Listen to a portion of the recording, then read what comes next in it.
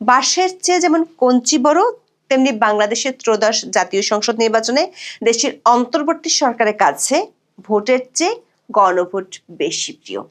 অন্যদিকে সরকারের মিত্র দলগুলো ব্যস্ত লেভেল প্লেইং ফিল্ডের নামে আসন বন্টন সমঝোতা নিয়ে। রেফারি নিজেই খেলোয়াড় হয়ে যাওয়ায় যাদের জন্য ভোট, সে জনগণের মধ্যে অবশ্য ভোট হোক আর গণভোট, কোনোটি নিয়ে বিন্দু মাত্র আগ্রহ নেই। সূত্রগুলো বলছে, ভোটের নাটকে সরকার ও সরকারি মিত্রদের চিন্তা হলো দুটি। প্রথমটি হলো বিদেশি শক্তিগুলো এমন নিয়ন্ত্রিত ভোটকে কিভাবে দেখছে, আর দ্বিতীয়টি হলো নির্বাচনের আগে কার্যক্রম নিষিদ্ধ থাকা আওয়ামী লীগ কি করবে। আওয়ামী লীগ নিয়ে সরকারের চিন্তা হঠাৎ করে বেড়ে যাওয়ার কারণ হলো বিদেশি দেশ ও সংস্থার প্রতিনিধিদের সাথে গত কয়েক সপ্তাহে আওয়ামী লীগের শীর্ষ পর্যায়ের নেতাদের বেশ কয়েকটি বৈঠক হয়েছে। এসব বৈঠকের পরপরই 17 জানুয়ারি ভারতের দিল্লির প্রেস ক্লাব অফ ইন্ডিয়ায় আওয়ামী লীগের 2 সাবেক মন্ত্রী সংবাদ সম্মেলন করেছে। এর মধ্যে প্রচার করা হচ্ছে আগামী শুক্রবার 23 জানুয়ারি দিল্লিতে সাংবাদিকদের জন্য আয়োজিত একটি অনুষ্ঠানে বক্তব্য দিবেন বাংলাদেশের সাবেক প্রধানমন্ত্রী শেখ হাসিনা। তবে আমরা নিশ্চিত হতে পেরেছি, সেভ ডেমোক্রেসি ইন বাংলাদেশ বা বাংলাদেশের গণতন্ত্র বাঁচাও শীর্ষক অনুষ্ঠানটি দিল্লিতে হলেও শেখ হাসিনা ওই অনুষ্ঠানে সশরীরে থাকবেন না। সেই অনুষ্ঠানে শেখ হাসিনার একটি অডিও বার্তা প্রচার করা হবে। তবে সূত্রগুলো বলছে, সেই অডিও বার্তার মাধ্যমে শেখ হাসিনা বাংলাদেশের ত্রয়োদশ জাতীয় সংসদ নির্বাচন উপলক্ষে এমন কিছু বার্তা দিবেন যেটি গত 1 সপ্তাহ ধরে অনুষ্ঠিত বৈঠকের আলোকেই হবে। প্রশ্ন হলো, শেখ হাসিনা ও তার দল এরই মধ্যে ভোট বর্জনের কথা বলেছেন, তাহলে 23 জানুয়ারি নতুন কি বার্তা দিতে পারেন তিনি? বিস্তারিত জানতে চলুন যাওয়া যাক বিশ্লেষণ।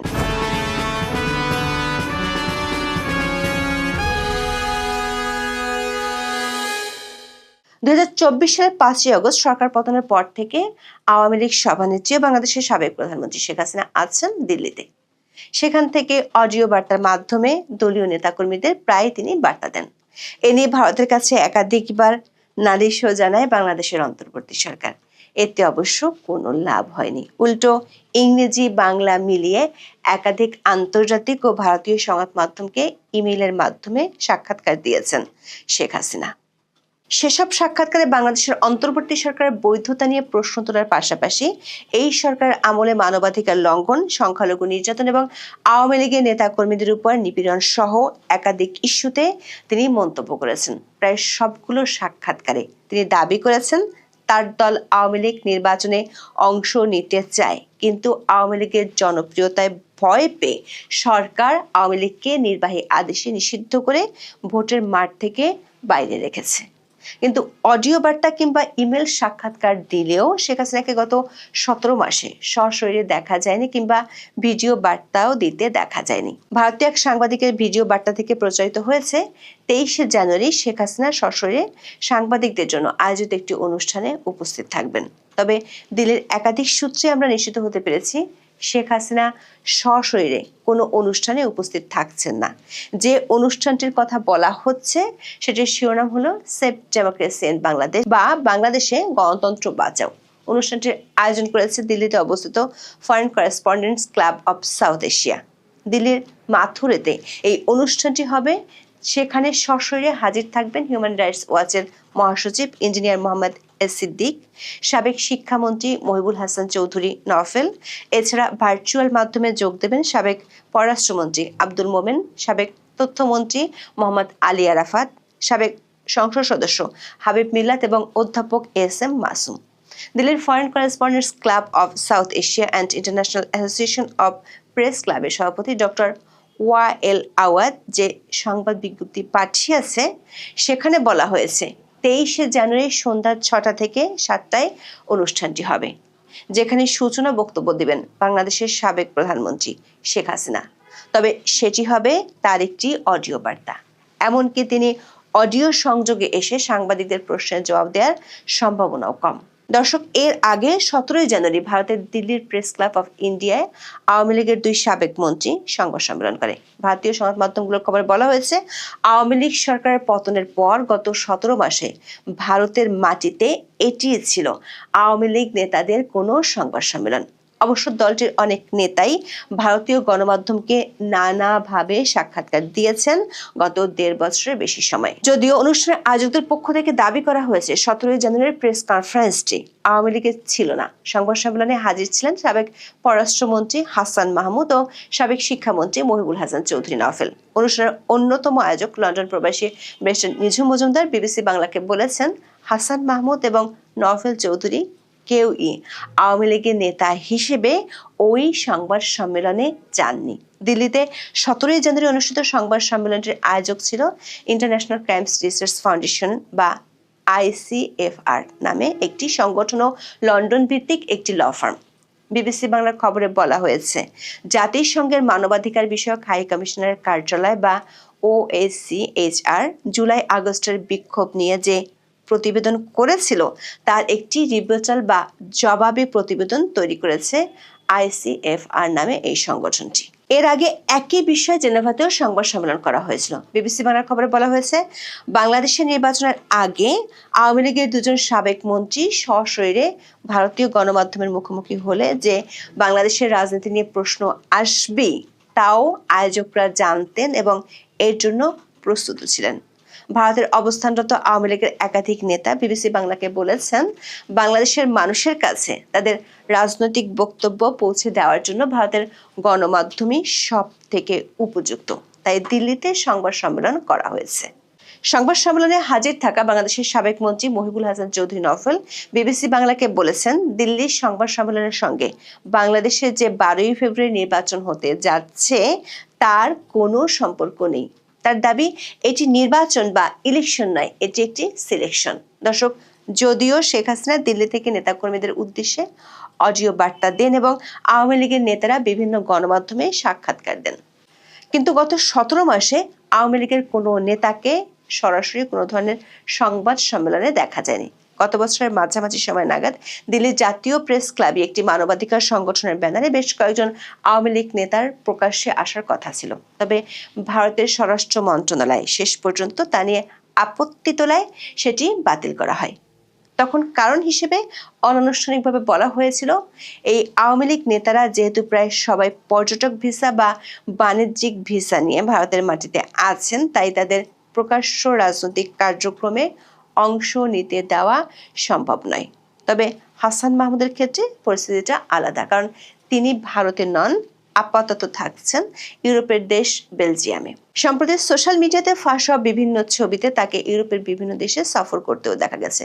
ফলে হাসান মাহমুদের ক্ষেত্রে ভারতের সরাসরি কোনো দায় নেই বলেই তাকে দিল্লির প্রেস ক্লাবে এই সাংবাদিক সম্মেলন করার অনুমতি দেওয়া হয়েছে বলে ধারণা করা হচ্ছে। এই সংবাদ সম্মেলনে তার সঙ্গী নিঝুম মজুমদারও লন্ডন প্রবাসী বাংলাদেশি, কাজেই তার ক্ষেত্রেও একই কথা প্রযোজ্য। আবার শেখ হাসিনা প্রথমবারের মতো সাংবাদিকদের জন্য আয়োজিত একটি অনুষ্ঠানে অডিও বার্তা দিতে পারেন। প্রশ্ন হলো, এতদিন পর ঠিক বাংলাদেশের নির্বাচনের আগে আগে কেন এমনটা হচ্ছে? দিল্লির কূটনৈতিক সূত্রগুলো বলছে, ভারতে থাকা এবং ভারতের বাইরে বেশ কিছু দেশের, বিশেষ করে পশ্চিমা দেশগুলোর রাষ্ট্রদূতদের সাথে গত কয়েক সপ্তাহে আওয়ামী লীগের শীর্ষ পর্যায়ের নেতাদের অফ দ্য রেকর্ড যোগাযোগ হয়েছে। বিশেষ করে মার্কিন যুক্তরাষ্ট্র এবং ইউরোপীয় দেশগুলোর প্রতিনিধিদের কাছে তারা এই বার্তা পৌঁছানোর চেষ্টা করছেন যে আওয়ামী লীগকে বাদ দিলে বাংলাদেশে মৌলবাদী শক্তির উত্থান ঘটবে এবং আঞ্চলিক ভারসাম্য নষ্ট হবে। এমনিতেই আন্তর্জাতিক সম্প্রদায়ের পক্ষ থেকে অন্তর্ভুক্তিমূলক নির্বাচনের দাবি বরাবরই জোরালো ছিল। গত 23শে ডিসেম্বর মার্কিন যুক্তরাষ্ট্রের 5 জন প্রভাবশালী আইন প্রণেতা অন্তর্বর্তী সরকারকে একটি চিঠি লিখে আওয়ামী লীগকে সম্পূর্ণ নিষিদ্ধ করার বিষয়ে উদ্বেগ প্রকাশ করেছেন। ব্রিটিশ পার্লামেন্টেও বিষয়টি নিয়ে আলোচনা হয়েছে। কমনওয়েলথ সহ একাধিক আন্তর্জাতিক সংস্থা বাংলাদেশের আগামী সংসদ নির্বাচন নিয়ে তাদের নেতিবাচক মনোভাবের কথা অন্তর্বর্তী সরকারকে জানিয়ে দিয়েছে। সূত্রগুলো বলছে, শেখ হাসিনা 23শে জানুয়ারি অডিও বার্তায় আন্তর্জাতিক সম্প্রদায়ের উদ্দেশ্যে বার্তা দিতে পারেন। আন্তর্জাতিক সম্প্রদায়গুলোর প্রতিনিধিদের সাথে গত কয়েক সপ্তাহ দলটির শীর্ষ নেতাদের যে যোগাযোগ হয়েছে তার প্রেক্ষিতে তিনি এমন বার্তা দিতে পারেন। এর মধ্যে আওয়ামী লীগের পক্ষ থেকে ভোট কেন্দ্রে না যাওয়ার জন্য ক্যাম্পেইন করা হচ্ছে। শেখ হাসিনা নিজেও অডিও বার্তায় এমন নির্দেশনা দিয়েছেন। গত 2 দিনে আওয়ামী লীগের পক্ষ থেকে আবারও মিছিল করা শুরু হয়েছে। পুলিশের একাধিক সূত্রে জানা গেছে, দলটির ঝটিকা মিছিল থামানোর জন্য এক সময় সরকারের পক্ষ থেকে ব্যাপক চাপ ছিল। এমনকি বেশ কয়েকজন পুলিশ কর্মকর্তাকে প্রত্যাহারও করা হয়েছিল। কিন্তু গোয়েন্দা সূত্রগুলো বলছে 25শে জানুয়ারি থেকে আওয়ামী লীগের বড় ধরনের শোডাউন শুরু হতে পারে। তবে এমন নির্দেশ দলটির শীর্ষ পর্যায় থেকে দেওয়া হয়েছে কিনা সেটি এখনো নিশ্চিত হতে পারেনি আইন শৃঙ্খলা রক্ষাকারী বাহিনীগুলো। পুলিশের একজন ঊর্ধ্বতন কর্মকর্তা মনে করেন, 21শে জানুয়ারি থেকে নির্বাচনী প্রচার শুরু হলে পুলিশ এমনিতেই ব্যস্ত হয়ে পড়বে। এর মধ্যে নির্বাচন বিরোধী একটি পক্ষ মাঠে নামলে পুলিশের পক্ষে পরিস্থিতি সামাল দেয়া কঠিন হতে পারে। গোয়েন্দাদের ধারণা, আওয়ামী লীগের যে মাঠ পর্যায়ে বা তৃণমূলে জনবল আছে এবং তাদের ছাড়া নির্বাচন করলে সেটি গণতান্ত্রিক হবে না, এমন একটি বার্তা দেশ ও দেশের বাইরে দলটি ছড়িয়ে দিতে চাইবে। দলটি নির্বাচন বর্জনের ডাকটি শুধু অনলাইনে বা দলীয় নেটওয়ার্কে নয়, মাঠের কর্মসূচির মাধ্যমেও তুলে ধরবে। আগামী কয়েকদিনের মধ্যে দলটির সভানেত্রী অডিও বার্তার মাধ্যমে দলটির কর্মসূচি ঘোষণা করতে পারেন বলে দলটির একটি সূত্র জানিয়েছে। দর্শক, হ্যাঁ ভোটের জন্য সর্বশক্তি নিয়োগ করলেও সরকার আইন শৃঙ্খলা পরিস্থিতি নিয়ে যে বড়ই উদাসীন, সেটার প্রমাণ হলো 19শে জানুয়ারি সন্ত্রাসীদের সাথে বন্দুক যুদ্ধে র্যাবের এক সদস্য মারা গেছেন। কয়েকজন র্যাব সদস্যকে জিম্মি করে রেখেছে সন্ত্রাসীরা। এটি ঘটেছে স্বরাষ্ট্রমন্ত্রীর সেই বক্তব্যের ঠিক একদিন পর, যেখানে তিনি বলেছিলেন থানা থেকে লুট হওয়া অস্ত্রগুলো খালে বিলে জঙ্গলে আছে বলে তিনি নিশ্চিত হয়েছেন এবং এগুলো নির্বাচনের সময় ব্যবহার হবে না। প্রশ্ন হলো, এমন পরিস্থিতির মধ্যে আওয়ামী লীগ যদি তার শক্তি দেখাতে নামে, তাহলে সেটি অধ্যাপক ইউনূসের ঐতিহাসিক ভোটের জন্য কতটা অপ্রীতিকর আর অস্বস্তিকর হবে। এখন এ পর্যন্ত। সবাই ভালো থাকুন, সুস্থ থাকুন, নিরাপদে থাকুন। দেখা হবে আগামী পর্বে।